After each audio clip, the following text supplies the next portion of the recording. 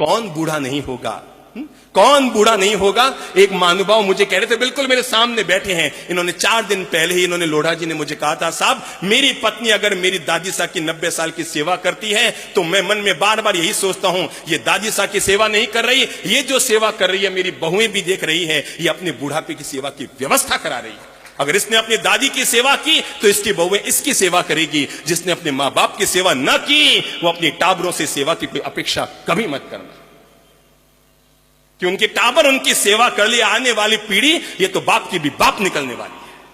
कोई किसी की सेवा वेवा करने वाले नहीं है, तुम्हारे साथ रह जाए और 2 दूध रोटी खिला दे तो भी बॉस समझ लो। इसलिए अपने लिए मैं युवाओं से अनुरोध करना चाहूंगा, अपने घर परिवार के लिए संकल्प लो कि हम घर के बड़े बुजुर्गों की सेवा करेंगे। तकदीर वाले होते हैं जिनके घर में बड़े बुजुर्ग दादा दादी होते हैं। पत्नी को जीवन भर संभाल लेना, बच्चों को जीवन भर संभाल लेना। एक बार थोड़ा सा सोचो, जब वो गरीब थे तब भी तुम्हारी पढ़ाई के लिए खर्चा करते उन्होंने एक बार भी नहीं सोचा था। मैं आपको जीवन का रहस्य खोल के बता रहा हूं, ये जितने अमीर लोग बैठे हैं उनमें से आधे अमीर लोग ऐसे हैं जिनके मां बाप तुम्हारी बचपन में गरीब थे और उन्होंने अपनी गरीबी में भी तुम्हारे पढ़ाने के लिए जो खर्चे हुए, तुम्हारी किताबों के लिए जो खर्चे हुए, तुम्हारी जिंदगी का निर्माण करने के जो खर्चे हुए, शायद अपने पेट को मसोसा होगा पर तुम्हारी जिंदगी का निर्माण किया हो। और जिनके बचपन में ही पिता चले गए, कल्पना करो कि तुम 3 साल के थे, तुम्हारा पिता ऊपर चले गए थे, तुम्हारी इस अकेली मां ने कैसे तुम्हारा पालन पोषण किया होगा। आज तुम झट से कह देते हो, मां तूने मेरे लिए क्या किया? अरे उसने तुम्हारे लिए क्या किया? उसने जो किया तुम दुनिया देख रहे हो, अगर वो नहीं करती तुम दुनिया नहीं देख पाते।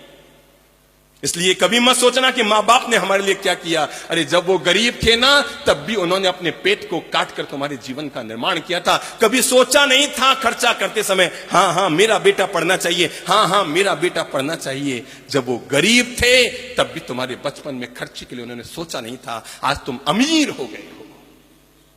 एक बार आत्मा पे हाथ रखना, जब पापा जी पे 50,000 का 1 लाख का खर्चा करते हो, जब उनके घुटने के ऑपरेशन की 3.5 लाख की बात आती है, एक बार दिमाग में आता है, अब पापा जी वैसे भी 75 साल के तो हो ही गए, ऑपरेशन कराएंगे, करेंगे क्या? अगर ये चीज उन्होंने सोच ली होती ना, आज हम अनपढ़ और गंवार होते। हमारे बचपन में अगर उन्होंने ये सब चीजें सोच ली होती कि पढ़ा लिखा कर करना क्या है, बच्चा तो यही बड़ा हो जाएगा, यूं ही जी लेगा, अरे मेहनत से पैसे कमाते हैं इसके लिए थोड़ी कमा रहे हैं, तो जरा सोचो आज आप रोटी रोटी के मोहताज होते। पर मैं ये कहना चाहूंगा, जो हमारे घर में अपने माइत हैं, उन माइतों की सेवा शुश्रूषा का हम संभाल करें, उनका हम ध्यान रखें, उनकी हम सेवा के लिए अपने मन को जोड़ें। और नहीं तो जितने वृद्धाश्रमों में जाता हूं वहां पर गरीब लोगों के, मजदूरों के माँ बाप कम मिलते हैं। जब भी किसी को पूछता हूं, आपका बेटा, कोई कहता है इंजीनियर है पूना में, कोई कहता है डॉक्टर है कहीं पर, कोई कहता है सीए है। अमीरों के माँ बाप वृद्धाश्रमों में मिल रहे हैं, गरीबों के माँ बाप अपनी झोंपड़ियों में अभी भी मिल रहे हैं। ये फर्क हो जाएगा आने वाले कल को, और ये फर्क बहुत महंगा पड़ेगा आपके लिए। जमानों में आपको सही कह रहा हूं, ये जो फर्क पैदा होता जा रहा है इस पीढ़ी में, आने वाले कल के लिए आपके लिए बहुत महंगा पड़ेगा। अरे अपन लोग तो फिर भी अपने माँ बाप को निभा देंगे, पर मैं आपको बता दूं, आने वाली पीढ़ी ऐसे आने वाली है, ऐसी उपज आने वाली है, वो अपन को पूछेंगे, पापा आप मुझे डांट रहे हैं, आपको क्या हक है?